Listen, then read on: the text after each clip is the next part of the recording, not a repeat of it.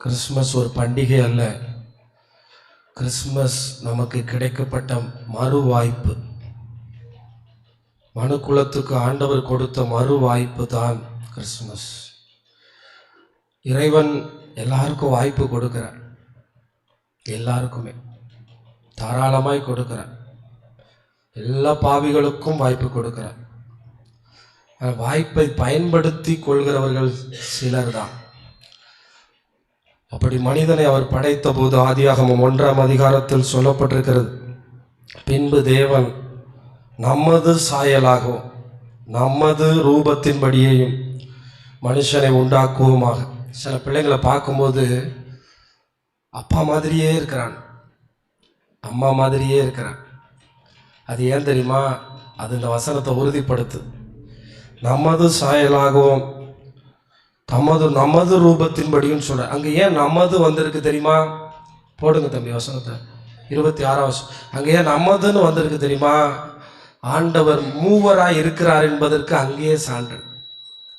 கடவுள் ஒருவர் அல்ல, கடவுளுக்கு ஒரு மகன் உண்டு. நிறைய பேர் சொல்லுவாங்க கடவுளுக்கு மகன் இருக்கலாமான்னு. உங்களுக்கே இருக்கு, நமக்கே இருக்கு. என்ன கடவுளுக்கு பாயாசம் ஊத்துறான், கடவுளை தலையில தண்ணி ஊத்தி கடவுளை குளிப்பாட்டுறான். கடவுளுக்கு ஒரு மகன் இருப்பதுல என்ன அநியாயம்? அதுல என்ன தவறு இருக்கிறது? ஆண்டவர் மூவராய் இருக்கிறார் என்பதற்கு இங்கே ஒரு சான்று இருக்கு, நமது சாயலாக. ஆண்டவர் மனிதனை படைத்த போது இப்படித்தான் படைத்தார். அதாவது 27ஆம் வசனத்துல தேவன் தம்முடைய சாயலாக மனிதனை சிருஷ்டித்தார். அல்ல, தம்முடைய சாயலாக மரங்களை சிருஷ்டித்தார். அதனாலதான் பாத்தீங்கன்னா யோவான் வெளிப்படுத்தல, அவர் கைகளை பார்த்தேன், அவர் கண்களை பார்த்தேன், அவர் கால்களை பார்த்தேன் சொல்றாருல. அப்புறம் அவனை தேவ சாயலாகவே சொல்லுவாங்கல்ல, கடவுள் இருந்தா நாங்க ஏன் இப்படி இருக்கோம், நாங்க இவ்வளவு வியாதியில இருக்கோம். கடவுள் ஒருத்தருக்கு தீங்கு செய்யலைங்க, அவனை ஆணும் பெண்ணுமாக. இப்போ ஒருத்தன் எல்ஜிபிடின்னு ஒரு குரூப் தெரியுறான்ல, அவனை அவர் படைக்கவே இல்லை. திருநங்கைன்னு ஒருத்தனை அவர் படைக்கவே இல்லை. அவர் படைக்கல, எனக்கு தெரியாது, அவர் படைக்கல. அவர் ஆணும் பெண்ணுமாகத்தான் படைத்தார். 28ஆம் வசனம், பின்பு தேவன் அவர்களை நோக்கி, நீங்கள் பெருகுங்கள், நிரப்புங்கள், பூமியை கீழ்ப்படுத்துங்கள், சமுத்திரத்தையும் மச்சங்களையும் ஆகாயத்து பறவைகளையும் நடமாடுகிற சகல ஜீவ ஜந்துக்களையும் ஆண்டு கொள்ளுங்கள் என்று சொல்லி தேவன் அவர்களை என்ன செய்தார்? ஆனா பிசாசுன்னு ஒருத்தன் உள்ள வந்த பிறகு, நான் தான் அடிக்கடி சொல்லுவேன், நீ யாரோட பேசினாலும் சரி அந்த வலு சர்ப்பத்தோட மட்டும் பேசிடக்கூடாது. நிறைய பேர் சொல்லுவாங்க, இவரோட பேசுறேன், சும்மா போன்ல பேசுறேன், கல்யாணம்லாம் பண்ணல. நீ யாரோட பேசுறேங்கிறது ரொம்ப முக்கியம். ஏன்னா படைக்கும் போது இவ்வளவு மகிமையா படைக்கப்பட்டவனை ஆண்டவர் ஆதியாகமம் 3ல கேட்கிறாரு, 9ஆம் வசனத்துல, அப்பொழுது தேவனாகிய கர்த்தர் ஆதாமை கூப்பிட்டு, நீ எங்கப்பா இருக்க? அதற்கு அவன், நான் தேவரீருடைய சத்தத்தை தோட்டத்திலே கேட்டு நான் நிர்வாணியாய் இருப்பதினால் பயந்து ஒளிந்து கொண்டேன். என்னவா? பயந்துட்டானா? பாத்தீங்களா? பாவம் வந்த உடனே ஃபர்ஸ்ட் வந்தது என்ன? பாவம் வந்த உடனே முதல்ல வந்தது என்ன? நிறைய பேர் ஒரு 1000 ரூபாய் திருடிட்டு அவனுக்கு ஹார்ட் பீட்டை பார்த்துருக்கீங்களா? அதுக்கு பேசாம இருந்துட்டாலே நிம்மதியா இருந்துடலாம். முத பயம் வந்து ஒளிஞ்சிட்டான். அப்ப ஆண்டவர் கேட்கிறாரு, அப்பொழுது அவர், நீ நிர்வாணி என்று உனக்கு அறிவித்தவன் யாருப்பா? யாரு? அப்ப இதுல இருந்து என்ன தெரியுதுன்னா, அவன் பாவம் செய்யறதுக்கு முன்னாடியும் ட்ரெஸ் இல்லாம தான் இருந்தான். கடவுள் தம்முடைய மகிமையினால் அவனை மூடி இருந்தாரு. கையை நல்லா தட்டி கர்த்தரை மகிமைப்படுத்துங்களேன். மகிமையால் என்னை மூடி கொண்டீரே. எதுல மூடினாரா? நிர்வாணம் தான் அப்பையும். ஆனா நிர்வாணத்தை பார்க்க முடியாத அளவுக்கு பாவம் 2வது நம்மளை என்ன ஆக்கிடுது? சொல்லுங்க, என்ன ஆக்குது? சத்தமா சொல்லுங்களேன். நிர்வாணமாக்கு. நல்லா இருந்தாரியா, சூப்பரா இருந்தார். மனிதனுக்கும் அதுதான் ஏற்பட்ட. ஆனா இந்த ஃபீலிங்கை ரொம்ப உணர்ந்தது யாருன்னா ஆதாம் மட்டும்தான். அதான் மட்டும்தான். தோட்டத்தில் இருந்தேன், கடவுளோடு இருந்தேன், கடவுள் பிரசன்னத்தோடு இருந்தேன், தேவ சத்தத்தை கேட்டுக்கிட்டே இருந்தேன். எல்லாத்தையுமே இழந்துட்டேனே, எல்லாத்தையும் இழந்துட்டேனே. இப்போ நல்லா கவனிங்க, நான் கொஞ்சம் வேகமாக வந்துடுறேன். இந்த மறு வாய்ப்பை பற்றி தான் நான் உங்களோட பேசுகிறதுக்கான காரியத்தில் நான் நிற்கிறேன். மறு வாய்ப்பு, இது செகண்ட் இன்னிங்ஸ் மனுக்குலத்துக்கு. இது மனுக்குலத்துக்கு கிடைத்திருக்கிற மறு வாய்ப்பு. இது ஆதாம் கண்கூடா பார்த்தான், ஆனால் நமக்கு அது கண்கூடா தெரியாதனால தான் இன்னைக்கு பிரச்சனையே. நான் ஏன் வியாதியை சுமக்கிறேன், நான் ஏன் மரணத்தை சுமக்கிறேன், நான் ஏன் மரண பயத்தோடு வாழ்கிறேன், நான் ஏன் இன்னும் வறுமையில் இருக்கிறேன், நான் இன்னும் ஏன் இத்தனை கண்ணீரோடு இருக்கிறேன் என்கிற கேள்விகளை இந்த ஆதியாகமம் 1, 2, 3 நமக்கு பதில் சொல்லுவேன். ஆண்டவர் பார்த்தீங்கன்னா பாவம் செஞ்ச உடனே முதல்ல பாம்பு கிட்ட பேசலை, ஏவாள் கிட்டையும் பேசலை, முதல்ல ஆதாம் கிட்டையும் பேசலை, முதல்ல யார்கிட்ட தான் பேசினாரு? ஆமாம், நீங்கள் நல்லா கவனிச்சிங்கன்னா 3ஆம் அதிகாரத்தில் ஆண்டவர் வந்து முதல்ல ஆதாம் கிட்ட தான் பேசுகிறார். ஆதாம் கிட்ட வந்து கேட்குறாரு, என்னுடனே இருக்கும்படி தேவரீர் தந்த ஸ்திரீயானவள் 12ஆம் வசனம் அவ்விருட்சத்தின் கனியை எனக்கு கொடுத்தாள். இதில் 3வது பிசாசுக்குள்ளே இருக்கிறவனுக்கு பாவத்தை ஒத்துக்கிற மாட்டான். ஆமாம் சார், தோட்டத்தில் வச்சுருந்தீங்க சார், நல்லா வச்சிருந்தீங்க, மகிமையாக இருந்தது சார், ஏதோ புசிச்சு சாப்பிட்டுட்டேன். எப்படி சொல்லுங்க? ஏதோ ஆசைப்பட்டுட்டேன், ஏதோ விரும்பிட்டேன், ஏதோ நல்லா இருக்கும்னு தோணுச்சு, எனக்கு நல்லதுன்னு நினைச்சுக்கிட்டேன். சொல்லியிருக்கலாம்ல. ஒத்துக்கிட்டானா? நேரம் யாரை காட்டுறான் பாருங்க. இதனால தான் யாருக்குமே கல்யாணம் பண்ணி வைக்க பயப்படுறாங்க. பாஸ்டர்கள்ட்ட கேட்பேன், பாஸ்டர் அந்த பிள்ளைக்கு ஒரு கல்யாணம், சாமி நல்லா இருப்பான், 3-4 வருஷம் வீட்டில் ஏதாவது பிரச்சனைனா நேரம் வந்து நம்ம தலையை பிடிச்சிருவோம்ப்பா. ஆண்டவரே உடலை பாய்வேன், ஆண்டவரே உடலை.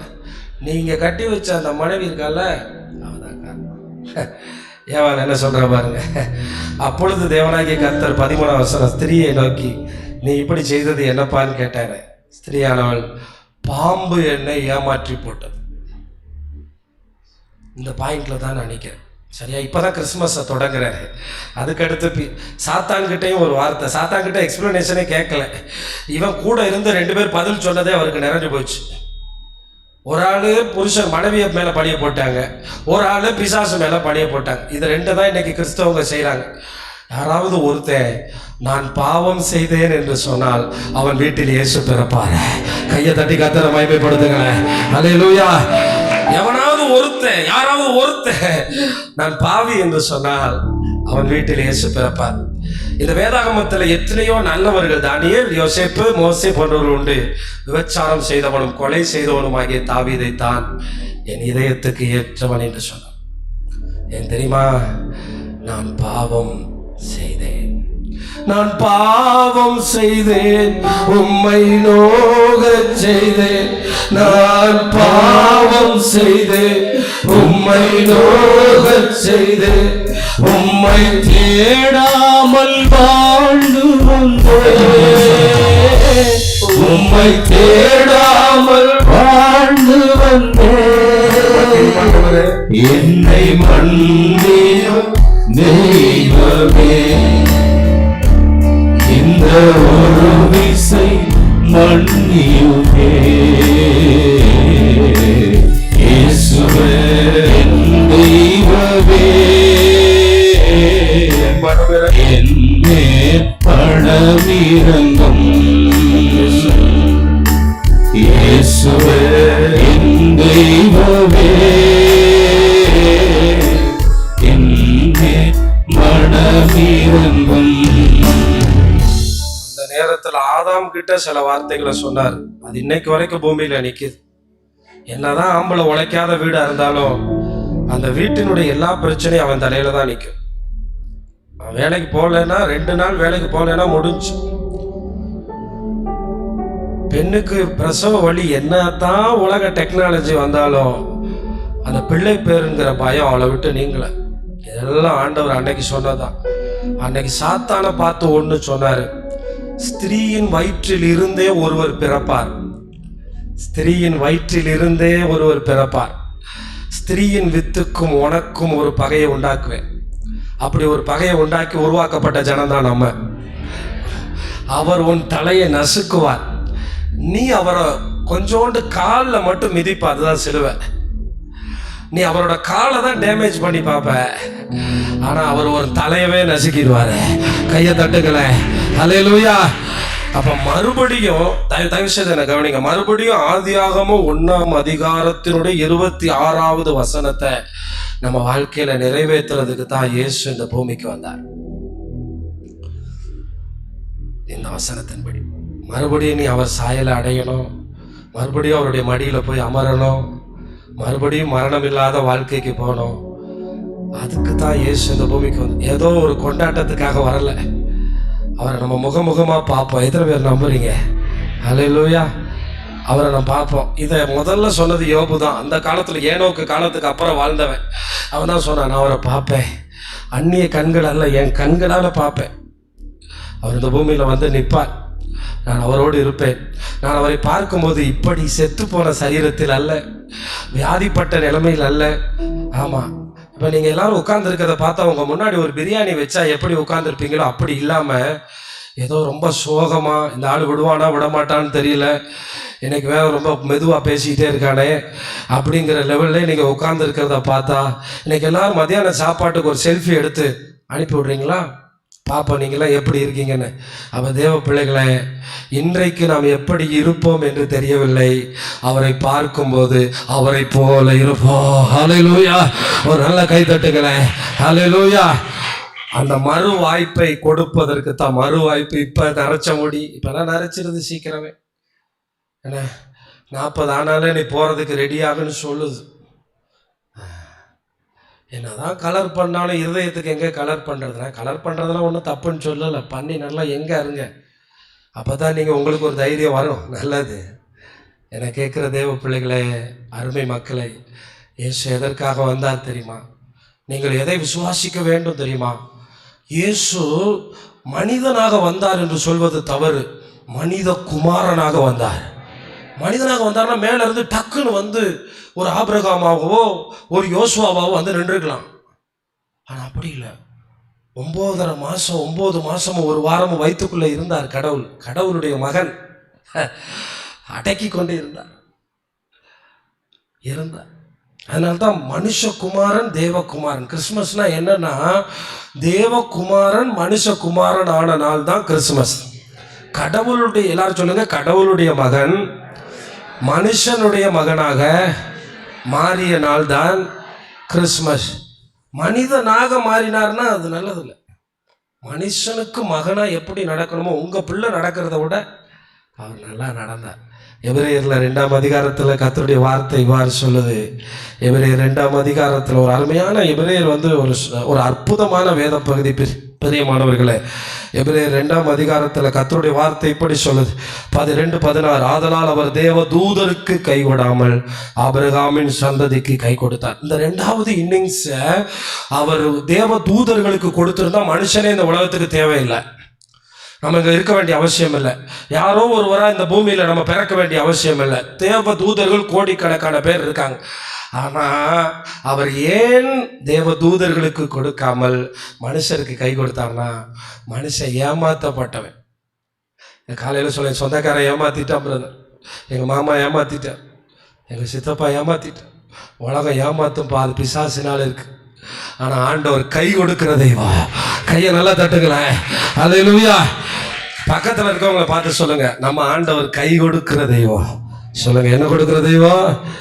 கை கொடுக்கிற தெய்வம். ஆமென். கை கொடுப்பார். கீழே கிடக்கிறவனை மறுபடியும் ஒரு வாய்ப்பு கொடுத்துருவோமா? பயப்படாதீங்க. எழும்பிடலாமான்னு நினைக்கிறீங்களா? ஒரு எதிர்காலம் இருக்கான்னு நினைக்கிறீங்களா? அவர் கொடுத்த கையை மட்டும் இறுக்கமா பிடிச்சுக்கிறேன். அல்லேலூயா. ஜார்ஜ்னு ஒரு வழக்கறிஞர் இருந்தார். அன்னைக்கு கோர்ட்டில் கேஸ் வருது. ரொம்ப நடுக்கமாக இருக்கார். வழக்கறிஞர்கள் நடுக்கமாக இருக்கிறது நல்லதா சொல்லுங்கள்? வழக்கறிஞர்கள் பார்த்தீங்கன்னா நம்மளை சொல்லுவாங்க, தைரியமாக நான் சொல்கிறத மட்டும் சொல்லு, அந்த கூண்டில் வேறு எதுவுமே பேசாத, நான் சொல்கிறத மட்டும் சொல்லு. ஆனால் அப்படியே நடுங்கிட்டே இருக்கார் ஜார்ஜு. கையெல்லாம் முகத்தில் வச்சுருக்கார். அப்படியே முகமெல்லாம் நான் அடுங்கு. என்னப்பா இப்படி இருக்கான், வக்கீல இப்படி இருந்தால் எப்படி அப்படின்னு பார்த்தா, அவனுக்கு ஒரு ஃப்ரெண்டு மைக்கேல் இருந்தான். அந்த மைக்கேலுக்கு மைக்கில் குறித்த கேஸ் இன்னைக்கு வருது. மைக்கிள் யாருன்னா, 8வது படிக்கும்போது அவன் பக்கத்தில் இருந்த ஒரு பாலிய சிநேகிதன். அவன் 8வது படிக்கும்போது வீடுகளில் கொள்ளையடிக்க ஆரம்பித்தான். வீடுகளில் ஏறி குதித்து அமெரிக்க தேசத்தில் கொள்ளையடிக்கும் போது அவனை போலீஸ் பிடிச்சிருச்சு. 8வது படிக்கிற நண்பன் அன்னையிலேருந்து ஸ்கூலுக்கு வரல. தேடுறான், என் ஃப்ரெண்டு எங்கே, என் ஃப்ரெண்டு என் பக்கத்துலேயே உட்காந்துருப்பானே, நல்ல பையன், அவன் அப்படிலாம் கொள்ளையடிக்க மாட்டான் சார், அவன் கொள்ளையடிக்க மாட்டான் சார். அமெரிக்க போலீஸ் அவனை பிடிச்சி கைது செஞ்சு மைக்கில் சிறார் ஜெயிலில் போட்டு 30 ஆண்டுகள் ஜெயில் தண்டனை. ஆனால் அடுத்த நாள் இருந்து என்னமோ ஸ்கூலில் பக்கத்தில் இருக்க நண்பனை காணோம், பக்கத்தில் இருந்து பேசின நண்பனை காணோம். ஒரு ஏழை மைக்கிள் வரலையே, அவன் இதயம் துடிக்குது. மைக்கிளை பார்க்கணுன்னு நினைக்கிறான்.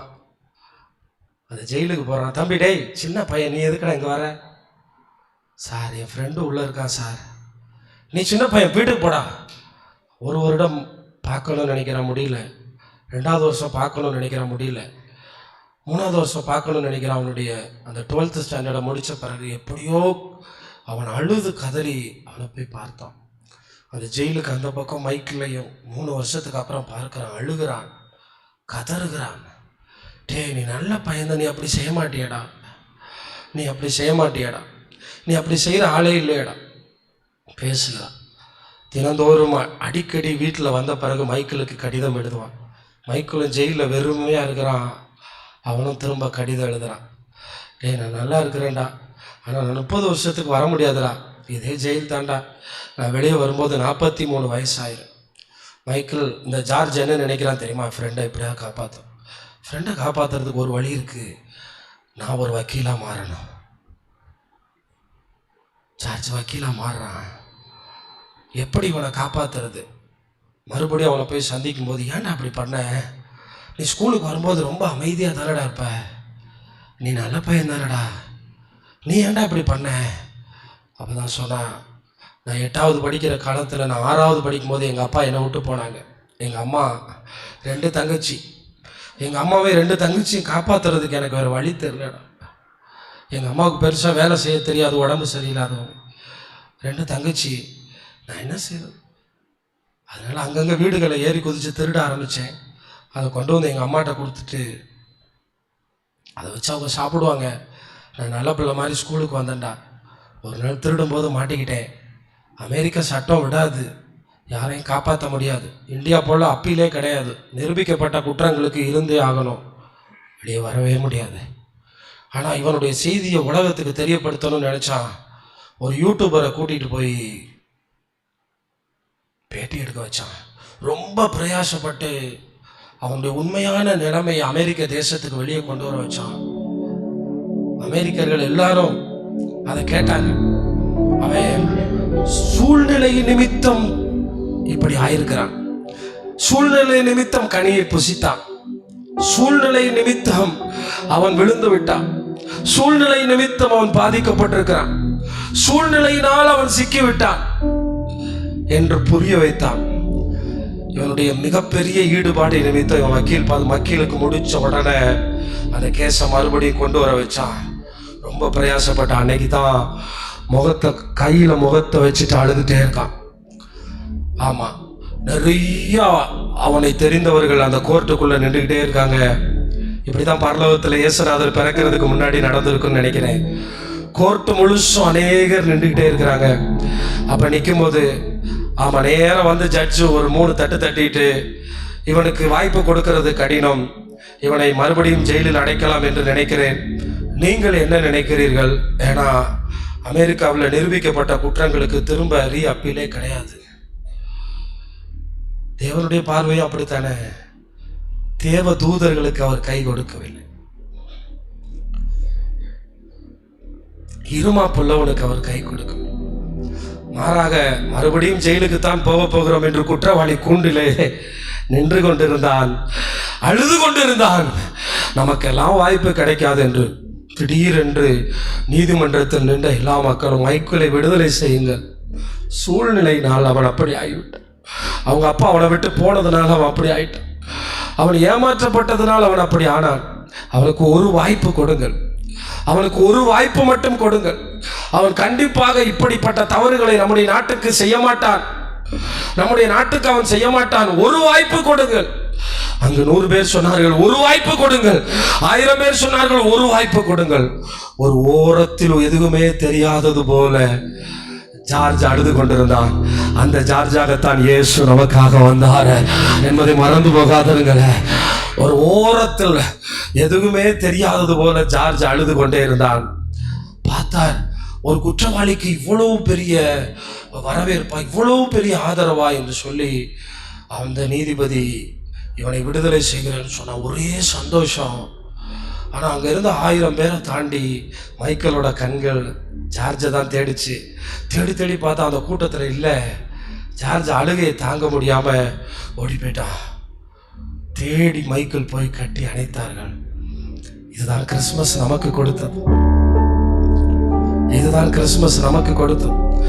இழந்து போன சுகம், இழந்து போன வாழ்வு, இழந்து போன நித்திய வாழ்வு, இழந்து போன தேவசாயல், இழந்து போன மகிமை, இழந்து போன கடவுளுடைய உறவு எல்லாம் நமக்கு ஆண்டவர் கொடுத்தார். என கேட்கிற தேவனுடைய பிள்ளைகளே, 2025 கிறிஸ்மஸ் உனக்கு இன்னொரு வாய்ப்பை கொடுத்திருக்கு. ப்ளீஸ். அதுக்கப்புறம் மைக்கேல் தன்னுடைய வாழ்க்கையில ஒரு நாள் கூட தப்பு செய்யலை. ஒரு நல்ல தேவனுடைய விசுவாசியா வாழ்ந்தான். நல்ல ஒரு குடும்பத்தை கட்டமைத்தான். நல்ல பிள்ளைகளை பெற்றுக்கொண்டான். அவன் சொன்னான், இனி அப்படிப்பட்ட பாவத்திற்கு நான் போக மாட்டேன் என்று சொல்லி ஒரு நல்ல நேர்மையானவனாய் வாழ்ந்தான். அவன் வாழ்வதற்கு சகல உதவிகளையும் ஜார்ஜ் செய்தான். அவன் வழக்கறிஞரானபடினால் ஒரு காலத்தில் ஜார்ஜை விட உயர்ந்தவனாய் கர்த்தர் மைக்கேலை மாற்றினார். ஹல்லேலூயா. நம்முடைய ஆண்டவர் அடிக்கடி சொல்வாரா, அவரை போல மாற்றுகிறார். ஆனால் மைக்கேல் கடைசி வர நன்றி உள்ளவனாக ஜார்ஜுக்கு இருந்தான். பிரியமானவர்களே, இந்த கிறிஸ்துமஸ் அதை தான் கொடுக்கிறது. கொஞ்சம் உயர்வு வந்த போது தேவனை மறந்து விடுகிறோம் அல்லவா? கொஞ்சம் மேன்மை வந்த போது நமக்காக அவர் பட்ட பாடுகளை நீங்கள் நினைத்து பார்த்தால், அவரை குதிங்காலை நசுக்கினான் என்று போட்டிருக்கிறதே. அந்த ஜார்ஜ் எப்படி அந்த கோர்ட் வாசலிலே உட்கார்ந்திருந்தானோ அப்படித்தான் இயேசு கல்வாரியிலே உட்கார்ந்திருந்தார். அவர் நொறுக்கப்பட்டார், அவர் உடைக்கப்பட்டார், அவருடைய தலையிலே கிரீடம் வைக்கப்பட்டது. ஏன் தெரியுமா? இந்த கிறிஸ்துமஸ் எனக்கு கடவுள்னா யாருன்னு காமிச்சிச்சு. அவருடைய மரணம் என்னை கடவுள் பக்கமாய் சேர்த்தது. ஏன்னா நான் பரிசுத்தவான ஆகிறதுக்கு ஒரு வாய்ப்பு கூட கிடையாது தெரியுமா? நான் நல்லவன்னு சொல்றதுக்கு ஒரு வாய்ப்பு கூட கிடையாது. நம்ம எல்லாம் நல்லவர்கள் ஆக்கும்படி அவருடைய தூய ரத்தத்தை நமக்காக சிந்தி நம்மை நல்லவனாக்கினார். அதுக்கு நம்ம 3 காரியத்தை செய்யணும். அதை மட்டும் நான் சொல்லி முடிக்கிறேன். 10 நிமிஷம் இருக்கு. 3 காரியம். முதலாவது காரியம், ரோமர் 9ஆம் அதிகாரம் 9-10 வசனம். இதுதான் மிக முக்கியமான வசனம். என்ன செய்ய வேண்டும் என்று கர்த்தருடைய வார்த்தை அங்கே சொல்லப்பட்டிருக்கிறது. ரோமர் 10ஆம் அதிகாரம் என்னவென்றால், கர்த்தராகிய இயேசுவை நீ உன் வாயினால் அறிக்கையிட்டு தேவன் அவரை மரித்தோரிலிருந்து எழுப்பினார் என்று இருதயத்தில் விசுவாசிச்சான். நான் சொல்ற 4 காரியத்தையும் நீங்க விசுவாசிக்கணும். நல்ல கவனிங்க. அதுதான் இதுல தேவன் மரித்தோரிலிருந்து எழுப்பினார்னு இருக்குல்ல. இயேசு எனக்காக மனுஷகுமாரனாய் வந்தார். அதை விசுவாசிக்கணும். அதை விட முதல்ல விசுவாசிக்க வேண்டியது என்ன தெரியுமா? இயேசு கடவுளுடைய மகன். முதல்ல. 2வது, கடவுளுடைய மகனாகி இயேசு மனுஷனுடைய மகனாக எனக்காக வந்தார். 3வது, எனக்காக மரித்தார். 4வது, எனக்காக உயிரோடு எழும்பினார். 5வது, என்னை சேர்க்க வருவார். இந்த 5 காரியத்தை விசுவாசம். இயேசு கடவுளுடைய மகன். எல்லாரும் சொல்லுவோமா இந்த 5 காரியத்தை? இயேசு கடவுளுடைய மகன், இயேசு எனக்காக மனுஷகுமாரனாய் வந்தார், இயேசு எனக்காக மரித்தார், இயேசு எனக்காக உயிரோடு எழும்பினார், இயேசு என்னை சேர்த்துக்கொள்ள சீக்கிரம் வருவார். ஆனால் நம்மளாம் இயேசு இயேசுன்னு சொல்லி அவருடைய மகிமையை குறைச்சிட்டோம். பார்த்தீங்களா? இப்போ கூட தமிழ்நாட்டில் ஒருத்தவங்க நபின்னு சொல்கிறாங்க, பேரை சொல்ல மாட்டேங்கிறாங்க. ஆனால் இயேசுவை மட்டும் இயேசுன்னு சொல்கிறாங்க. நம்ம வார்த்தைகளெல்லாம் அவரை ரொம்ப மகிமை குறைவாக பேச ஆரம்பிச்சிட்டோம். என்ன மறுபடியும் என்ன சொல்லணும்னா ஆண்டவராகி இயேசுன்னு சொல்லணும். இப்போ நேரம் இல்லை, விட்டுறேன். அப்போ விசுவாசிக்கணும். நீங்கள் யாராக இருந்தாலும் சரி, நீங்கள் படித்தவங்க படிக்காதவங்க, ஏழை பணக்காரன், இஸ்லாமியங்க, கிரேக்க, யூத, யாராக இருந்தாலும் விசுவாசிக்கிறவன் கெட்டு போக மாட்டான். அல்லேலூயா. நல்லா கவனிங்க. விசுவாசிக்கிறவன் கெட்டுப்பா. அதான் யோவான் 3:16-17 2 வசனம் ரொம்ப ஐக்கானிக்கான வசனம். ஒரு மனுஷன் தெரிஞ்சு கொள்ள வேண்டிய தேவன் தம்முடைய ஒரே பேரான விசுவாசிக்கிறவன் எவனோ குமாரனை அவன் கெட்டு போகாம. இந்த 2:16-17 2 வசனம் என்ன சொல்லுது தெரியுமா? கடவுளுடைய அன்பை சொல்லுது, கடவுளுடைய பரிசை சொல்லுது, கடவுளுடைய திட்டத்தை சொல்லுது, கடவுளுடைய நோக்கத்தை சொல்லுது. சத்தமாக தான் ஒரு ஆமேன்னு சொல்லுங்களேன். கடவுளுடைய அன்பு கொடுக்காம அன்பு செய்ய முடியுமா? நான் உன்னை நேசிக்கிறேன், ஆனால் அந்த சேலையை தரமாட்டேன். நான் உன்னை நேசிக்கிறேன், ஒரு பைசா தரமாட்டேன். அவருடைய அன்பினால் அவருடைய மகனை கொடுத்தார். 2வது பரிசு, அதான் கிறிஸ்மஸ், பரிசாக தந்தார். 3வது திட்டம், நான் கெட்டு போகாமல் இருக்கணும்னு தந்தார். 4வது நோக்கம், உலகம் ரட்சிக்கப்படணும்னு தந்தார். உலகம் ரட்சிக்கப்படணும்னு தந்தார். என்ன தந்தாரா? வீட்டில் போய் அந்த 4 விஷயத்தை நல்லா புரிஞ்சுக்கிறேங்க. அப்போ கிறிஸ்மஸில் பிதானா கடவுள் இந்த 4 காரியத்தை நமக்கு செஞ்சுருக்கார். அவருடைய அன்பை, அவருடைய பரிசை, அவருடைய திட்டத்தை, அவருடைய நோக்கத்தை நம்முடைய வாழ்க்கையில் நிறைவேறும். அதனால் விசுவாசிங்க பிரியமானவர்களே. இந்த கொரோனாவினுடைய முதல் அலை வந்தது அல்லவா? அப்போ பீகாரில் நடந்த ஒரு சம்பவம் என்னென்னா, தன்னுடைய மனைவிக்கு நீண்ட நாட்களாக குழந்தை இல்லாமல் கர்ப்பிணியாக இருக்கிறாங்களாம். பார்த்தா அந்த நேரத்தில் அவங்களுக்கு கொரோனா வந்துருச்சு. முதல் அலை நேரத்தில் சும்மா இரும்புனாலே 10 அடி தள்ளி போயிடுவாங்க தெரியுமா? சும்மா இரும்புனாலே 10 அடி தள்ளிடுவாங்க. சர்ச்செல்லாம் மூடினாங்க, உங்களுக்கு தெரியுமா? எல்லாம் மறந்துடுவோம் நம்ம என்ன. அப்போ பாருங்கள், அந்த அம்மாவுக்கு கொரோனாவினுடைய உச்சம். எங்கள் பிள்ளை பேர் வலி தாங்க முடியல, வலி தாங்க பயங்கரமான வலி. ஒரு ஆர்த்தடாக்ஸ் இஸ்லாமிய குடும்பம், தலையில் குள்ளா வச்சு நல்லா தாடி வச்சிருக்க அளவுக்கு ஒரு இஸ்லாமிய குடும்பம். 7 ஆஸ்பத்திரியில் ஒரு திடீரென்று ஒரு பயணத்தில் வரும்போது 7 ஆஸ்பத்திரியில் அம்மா, இந்த அம்மா இரும்புறதை பார்த்தாலே தெரியுது என்ன இருக்குன்னு. கொரோனா 7 ஆஸ்பத்திரியில் தள்ளிட்டாங்க. 7 ஆஸ்பத்திரி. என் மனைவிக்கு நீண்ட நாட்களுக்கு அப்புறம் ஒரு குழந்தை பேர் உண்டாயிருக்கு. தயவு செய்து இந்த குழந்தையை பெற்றெடுக்கிறதுக்கு உதவி செய்யும். தயவு செய்து யாரும் கதவை திறக்கலாமா? ஓ மனைவிக்கு என்ன பிரச்சனையோ தெரியல, கொரோனா மாதிரி இருக்குது, எங்களுக்கு இந்த கொரோனா வந்துடும். 8ஆவதா ஒரு கிறிஸ்தவ ஆஸ்பத்திரிக்கு போனாங்களாம். மிஷினரிகள் நடத்துகிற ஆஸ்பத்திரியை திறந்தவொன்னே வாங்கன்னு கூப்பிட்டாங்களாம். நைட்டு காலையில் அதிகாலை 3 மணி. ஆமாம் சேருங்க, உடனே ஃபோன் பண்ணி டாக்டரை வர சொன்னாங்களாம். டாக்டர் வந்து எதுவுமே சொல்ல, அவர் பாட்டுக்கு 2 மாஸ்க் அணிஞ்சிட்டு கொஞ்சம் பொறுங்க. குழந்தை தலை இறங்கி பக்கத்தில் வந்துருச்சு. இது உடனே ஒன்றும் பண்ண முடியாது, சிசேரியன் தான் பண்ணணும்னு சொன்னாங்களாம். அவ்வளோ கிரிட்டிக்கல். அந்த பிள்ளை ஒன்றுமே செய்ய முடியும். வெளியே நின்று அந்த சகோதரனுக்கு திக்குமுக்கு ஆடி போயிட்டாராம். 7 இடத்துல நம்மளை விரட்டி விட்டாங்க. இங்கே வாங்குங்கிறாங்க, அவன் பாட்டுக்கு ஆப்ரேஷன் பண்ணுறாங்க. கடைசியில் உங்களுக்கு ஒரு பெண் குழந்தை பிறந்திருக்கிறதுன்னு சொன்னாங்களாம். ரொம்ப ஹாப்பியாக அவருக்கு, ரொம்ப ஹாப்பியாக. அதோடு அந்த குழந்தைய கையில் கொடுத்துட்டு டாக்டர் வேகமாக போயிட்டாரான். அந்த டாக்டர் சொன்னாரா, இவனுக்கு எப்படியாவது இயேசுவை பற்றி சொல்லணும், அடுத்த நாள் இவருக்கு இயேசுவை பற்றி சொல்லணும்னு அப்படியே நினச்சிட்டு எல்லா பேஷண்ட்டையும் பார்த்துட்டு வந்தால் புதிய ஏற்பாடை எடுத்து படிச்சுட்டு சொன்னாரா, என்னப்பா நீ புதிய ஏற்பாடு படிக்கிற? சார், ஹாஸ்பிட்டலில் நிறைய இடத்துல இந்த புத்தகம் இருந்ததை பார்த்தேன், எடுத்து படிக்க ஆரம்பித்தேன். ஆண்டவர் எவ்வளோ நல்லவர்னு மத்தேயுவிலே புரியுது. இந்த ஈசா நபி எனக்காக தான் பிறந்திருக்காரு, நான் விசுவாசிக்கிறேன். இனிமேல் அவருக்காகவே நான் வாழ்வேன். நானும் என் மனைவியும் எனக்கு பிறந்திருக்கிற. இவருக்கு ஆச்சரியமாக இருந்துச்சான். பார்த்துங்க, அந்த இரவு வெறும் 5 மணி நேரத்துக்கு, அந்த 5 காலை நேரத்துக்குள்ளே படிச்சுக்கிட்டே, பக்தி உள்ளவர்களை படிச்சுக்கிட்டே இருந்திருக்காரு அந்த புத்தகத்தை. இன்னைக்கு ஒரு நல்ல கிறிஸ்தவ குடும்பமாக தேசத்தில் இருக்கிறாங்க.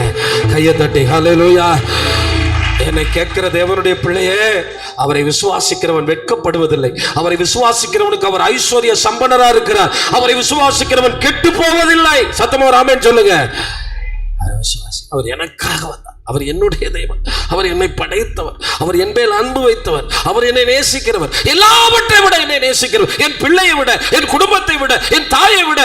என் தாய் என்னை விட்டு போகலாம், என் தகப்பன் என்னை விட்டு போகலாம், அவர் எங்களை மறவாதவர். அல்லேலூயா. 2வது, வாயினால் அறிக்கை செய்யும். இந்த நான் சொன்ன 5 காரியத்தை உங்கள் வாயை திறந்து சொல்லணும். இது ஏங்க சொல்லணும்? கண்டிப்பாக சொல்கிறேன், பிசாசு வாயை திறந்து சொல்ல விட மாட்டான். ஆண்டவர் ஏன் வாயை திறந்து சொல்லணும்னு சொல்கிறார்? ஆண்டவர் இந்த மழை ஒட்டையும், ஆண்டவர் இந்த வியாதி நீங்கும், ஆண்டவர் நீங்கள் இந்த வியாதியை நீக்க வல்லவர்னு சொல்ல உங்களால் முடியுமா? சொன்னீங்கன்னா இங்கேருந்து வெளியே போகும்போது சுகமாயிருவீங்க. ஏன் சகை சொல்லணும்னு நான் சொல்லவா? சகை சொன்னா தான் சுத்திட்டு இருக்கிற அந்த வேதபாரகர் பரிசேயர் நன்குன்னு தலையில கொட்டின மாதிரி இருக்கும். ஒரு கிறிஸ்தவ வாயை திறந்து இயேசு என் பாவத்தை மன்னித்தார்னு சொன்னா அந்த வீட்டுக்குள்ள பிசாசு இருக்க மாட்டாயா? கையை தட்டி கர்த்தரை மகிமைப்படுத்துங்க. நான் இன்னைக்கு சொல்றேன், வாயை திறந்து. அதனாலதான் நிறைய பேர் அப்படியே குழந்தைங்களை போல சர்ச்சுக்குள்ள வந்து தூங்க வச்சிடறான். நீங்க இந்த நாளில் ஒரு தீர்மானம் எடுக்கணும். சபையில வரும்போது மட்டும்தான் வாய்க்கு வேலை கொடுக்கணும், மற்ற நேரம் வாய்க்கு வேலையே கொடுக்கக்கூடாது. நல்ல ஆண்டவர் இயேசுவை உயர்த்தணும். அது இயேசு என்னை சுகமாக்குவார்னு நீங்க சொல்லும் போது பிசாசு ஓடிடுவான். ஆமென். இயேசு எனக்கு அற்புதம் செய்வான். அதானே சொல்ல மாட்டேன். இங்க வந்துட்டு அப்படியே உங்க தியானம் பண்ண மாதிரி இருக்கும். கடைசி வர அடுத்த கிறிஸ்துமஸுக்கு நீங்கள் தியானம் பண்ணக்கூடாது. இன்னைக்கு சொல்லுங்க, இயேசு எனக்கு செய்வார், இயேசு எனக்காக செய்வார், இயேசு என் பிள்ளைகளை ஆசீர்வதிப்பார். அதை சொல்ல மாட்டீங்களா? இயேசு எனக்காக வந்தார், இயேசு எனக்காக மரித்தார், இயேசு எனக்காக ரத்தம் சிந்தினார். இதெல்லாம் காலையில சொல்லி பாருங்க சகோதரா, நல்லா சத்தமா சொல்லுங்க. அதுக்கு தான் நமக்கு பெரிய சர்ச்சு வேணும். அதுக்கு தான் ஏக்கர் கணக்கில் யாரையும் டிஸ்டர்ப் பண்ணக்கூடாது. கத்துங்க, இயேசு பாவத்தை மன்னித்தார். குடிகாரன் தப்பு பண்றதுக்கு பயப்படுறியா? சர்ச்சில் வந்து உங்க நாவை பிசாசு கட்டிட்டாலே உங்களுக்கு கிடைக்க போற நிறைய ஆசீர்வாதத்தை கட்டுறான். சகை சொன்ன உடனே வெக்கப்பட்டான். அதான் சொல்றேன், இந்த வாயை திறந்து பேசுனாதான் சாத்தானுக்கு கேட்கும், அப்புறம் தான் வரமாட்டான். டாக்டர் இப்படி ரிப்போர்ட் கொடுத்திருக்காரு, நீங்க சொல்லுங்க, ஆண்டவர் அதை விட பெரிய புது ரிப்போர்ட் கொடுத்திருக்காரு. முடிஞ்சு போன இதயங்களை புதிதாக்க அவர் வல்லவர். ஹல்லேலூயா, ஹல்லேலூயா, ஹல்லேலூயா. அதனால சொல்லுங்க, என்ன முடிஞ்சு போனாலும் நமக்கு தான் புது பரலோகம் காத்திருக்க. ரெண்டாவது இன்னிங்ஸை வேஸ்ட் பண்ணது பைபிள்லே காயின் தான். உன்னை பார்க்குறவன் கொன்றுவான்டா, உன் தம்பியை நீ கொண்டதுனால தண்டனை ரொம்ப பெருசாக இருக்கேன். லைஃப் ஃபுல்லாக அப்படியே வீணாக்கி பகைமையும் வெறியையும் குட்டியை அப்படியே வாழ்ந்து நரகத்துக்கு போனான். ஆண்டவர் இந்த கிறிஸ்மஸ் நமக்கு கொடுக்குற ரெண்டாவது வாய்ப்பு. மூணாவது தீத்து புஸ்தகம், இதை மட்டும் சொல்லி முடிக்கிறேன். 3ஆம் அதிகாரம் 5ஆம் வசனம். இதோடு கூட நம்ம எழுமி நின்று ஜெபித்து முடிக்கலாம் என்று தீத்து 3:5. நாம் செய்த நீதியின் கிரியை நிமித்தம் அவர் நம்மை ரட்சியாமல். எதில் ரட்சிக்கலையா? இங்கே இருக்கிற யாராவது சொல்லுங்களேன், நான் ரொம்ப நல்லவன், அதனால தான் ஆண்டவர் என்னை கொண்டு வந்தார். எல்லாம் குடிகாரன், மோசமானவன், பொய் சொன்னவன், கெட்ட வார்த்தை பேசினவன், பிறனுக்கு விரோதமாக பேச, அடுத்தவனுடைய குடும்பத்தை கெடுத்தவன், நம்ம எல்லாரும் ஏதோ ஒரு விதத்தில் அநியாயக்காரன். அட்லீஸ்ட் சிலர் நல்லவங்களாக இருந்தாலும் மனசளவில் அடுத்தவன் நாசமாகணும்னு நினைச்சோம். அவர் நம்முடைய நீதியின் கிரியை நிமித்த நம்மை ரட்சியாமல் தமது இரக்கத்தின்படியே மறு ஜென்ம முழுக்கு ஞானஸ்நானம். சரிதா?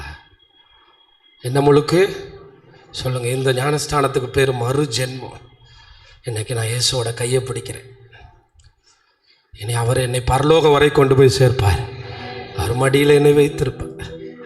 நான் அவரை பார்ப்பேன். நான் யாரோ ஒருத்தருக்கு மகனாக பிறந்தேன், இப்பொழுது என் ஆண்டவருக்கு மகனாக மறு ஜென்மம் முழுக்கினான். இந்த தண்ணிக்குள்ளே முங்கி வரும்போது நான் பாவத்துக்கு செத்து ஆதாமின் மகனுக்கு செத்து இப்பொழுது இயேசுவின் மகனாக எழும்புகிறேன் என்பதை சுற்றி இருக்கிற மக்களுக்கும் ஜலத்தின் மூலமாக பரலோகத்துக்கும் ஒரு செய்தி அனுப்புகிறேன். இந்த நாளில் ஒரு எஸ்எம்எஸ் அனுப்புகிறோம். ஒரு ஆமேன்னு சொல்லுங்களேன். பரலோகத்துக்கு ஒரு எஸ்எம்எஸ் போகும். 3 பேர் ஞானஸ்தானம் எடுத்தாங்க. அப்போ முதல்ல சொன்னேன், விசுவாசிங்க. ரெண்டாவது நல்ல அறிக்கை செய்யுங்க. காலையில் 15 நிமிஷம் எந்திரிச்சு இந்த நாளுக்கு தந்தீரே ஸ்தோத்திரம், நல்ல வாய, ஒன்றுமே தெரிலையா, ஏசப்பா ஸ்தோத்திரம். மூணாவது, காலையில் எழும்பி ஞானஸ்தானம் எடுத்த பிள்ளைங்க நிரப்புங்கப்பா, ஆயிரங்களுக்கு என்ன பிரயோஜனமாக மாற்று. கசப்பு என் இதயத்துலேருந்து எடுத்துரு, வைராக்கியத்தை எடுத்துருங்க, பரிசுத்த ஆவியில் என்ன நிரப்புங்கப்பா. ஆமாம், ஞானஸ்தானம் எடுத்த பிள்ளைங்களும் அதான் கேட்கணும். காலையில் போய் நிரப்புங்க. உங்கள் ஆவி எனக்குள்ளே வரணும், உங்கள் வல்லமை எனக்குள்ளே வரணும். அதனால் இனியும் நான் குடிச்சு, இனியும் நான் வெறிச்சு, இனியும் இஷ்டம் போல் வாழ்ந்தேன். நான் அப்படித்தான் வாழ்ந்தோம். இந்த கிறிஸ்மஸ் நமக்கு ஒரு மறு வாய்ப்பு. எத்தனை பேர் ஆமேன்னு சொல்கிறீங்க? பிரியமானவர்களே, அடுத்த கிறிஸ்மஸ் வர இருப்போமான்னு தெரியல. இலைகளை போல உதிர்றோம், நிழலை போல இருக்கும். நம்ம கூட வேலை பார்த்தவங்க, நம்ம கூட படித்தவங்க,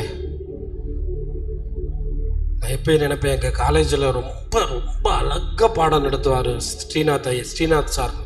எங்களுக்கு 3rd semester 4th semester 2 semester வந்து திடீர்னு பார்த்தா கேன்சரில் இறந்து போயிட்டார்னு ஒரு ஃபோட்டோ வந்து நம்பவே நல்ல திடகாத்தமான ஆள். நாகர்கோவிலில் இந்த சன் காலேஜில் நான் படிக்கும்போது நான் பார்த்தா அரசாங்க வேலையும் கிடைச்சிருச்சு பிரியமானவர்கள். அறிஞர் அண்ணா கவர்மெண்ட் இன்ஸ்டியூட்டில் அரசாங்க வேலையும் கிடைச்சிருச்சு, எல்லாம் கிடைச்சோம். எனக்கு ஆண்டவர் நமக்கு இங்கேயும் வாழ்க்கை கொடுக்குறாரு, அங்கேயும் எழுப்பி நிற்போமா?